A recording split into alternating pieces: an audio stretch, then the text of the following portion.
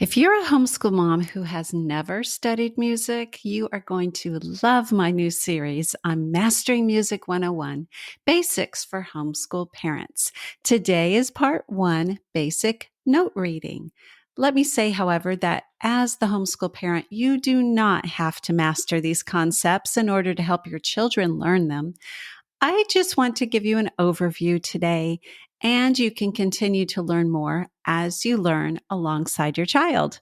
The next 2 weeks, we'll continue with the Mastering Music 101 series with a music history overview and an introduction to musical instruments.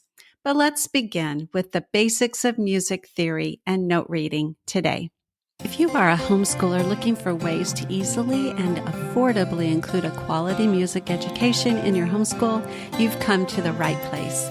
This is the Music in Our Homeschool podcast.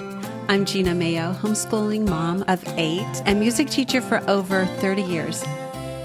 You'll want to download the Mastering Music 101 printable pack. The link is in the show description, and you will be able to take some notes and see some printables about the things I am talking about. Also, if you are listening to this on a podcast, you might want to head over to the YouTube video that accompanies this podcast episode. And by the way, I do have a YouTube video with every single podcast episode. If you prefer that, it's at my YouTube channel, Gena Mayo, Genamayo. All right, let's get started. So how is music organized? By about the year 1600, music was organized in a way that is similar to how we write and read music today. Music notes are written on a staff of 5 lines and 4 spaces. You can see right here, we've got 5 lines, and then in between, 4 spaces. And if there is a brace that connects the staff, right here, this little symbol is called a brace. And see how it's connecting this staff and this staff. So if you have the staffs connected with a brace, that's called a grand staff. A treble clef would be on the top, and the bass clef on the bottom. Let me show you what those look like bigger. This is the treble clef. This is the bass clef. So the grand staff is the type of staff organization that a pianist would use or a choir would sing from. The higher notes are on the treble staff and the lower notes are on the bass clef staff. Each line and space is numbered, counting from bottom to top, and every single line and space has a particular note name, which is determined by the clef, whether you're using treble or bass clef. Let's learn what those are called. The bottom line in a treble clef staff is called the E. So right here's the bottom line. So this is the E. And we number them 1, 2, 3, 4, 5. Those are the 5 lines, and the spaces are in between. As you can see here, 1, 2, 3, and 4. Sometimes we teach kids to memorize a sentence like a mnemonic device to remember the notes of the treble clef staff. When I was a kid, I learned every good boy deserves fudge, or every good boy does fine. E, G, B, D, F. I don't particularly like that technique because it adds an extra step. You have to think every, that's an E, so the first note is E. Or that note that I'm looking at when I'm playing the piano is E. And it's much quicker if you can learn it as a chant, like this. E, G, B, D, F. E, G, B, D, F. Those are the lines of the treble clef.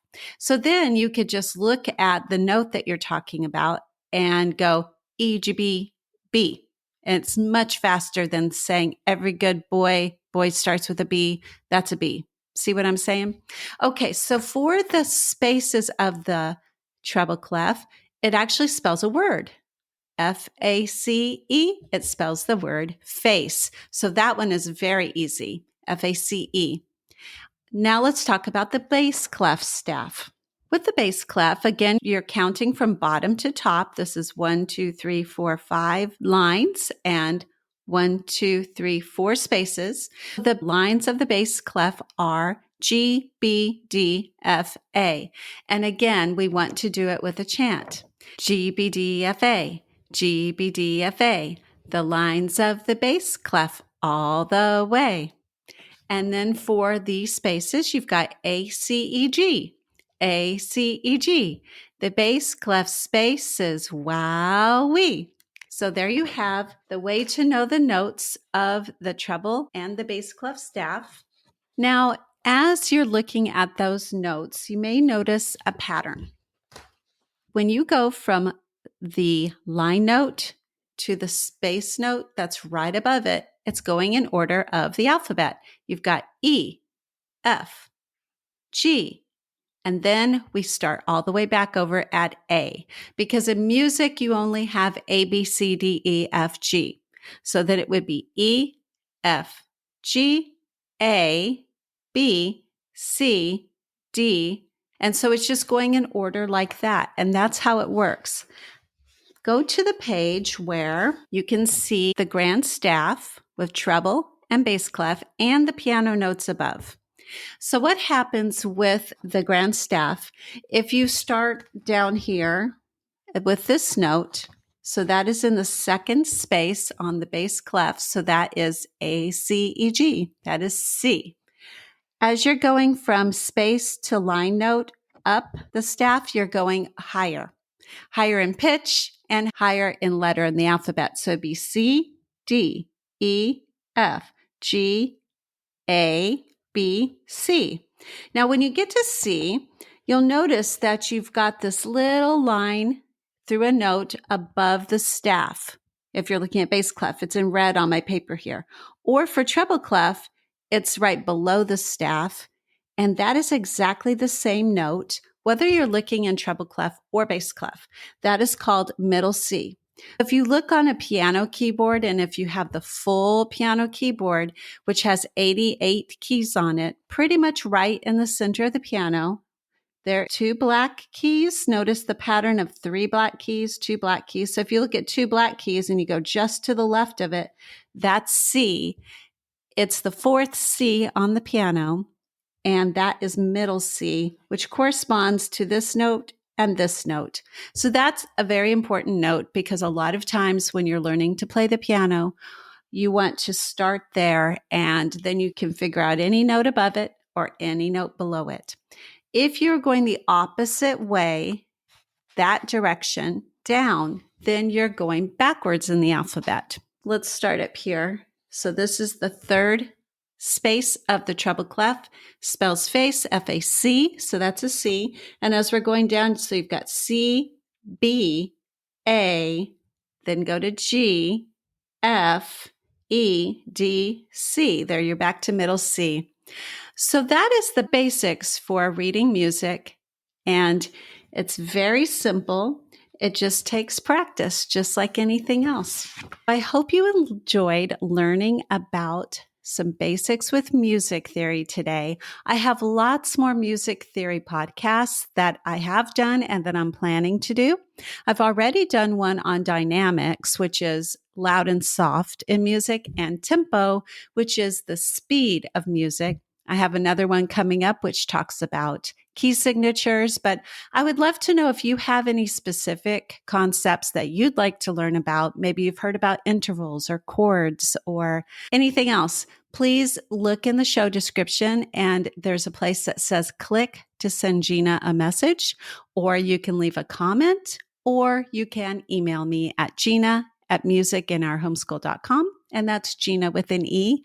I have had so much fun talking to you about basic note reading today. I love music theory. And you can find 3 music theory courses if you or one of your students would like to learn more. 2 of those are inside my Music in Our Homeschool Plus membership. I have basic music theory for elementary students and advanced music theory for high school students, which is a very advanced, it's a freshman college level. AP type of course. But I also have beginning music theory for teens, which is available separately. And you can head over to learn.musicinourhomeschool.com to find all of those. So until next time, when we talk about an overview of music history, keep the music alive.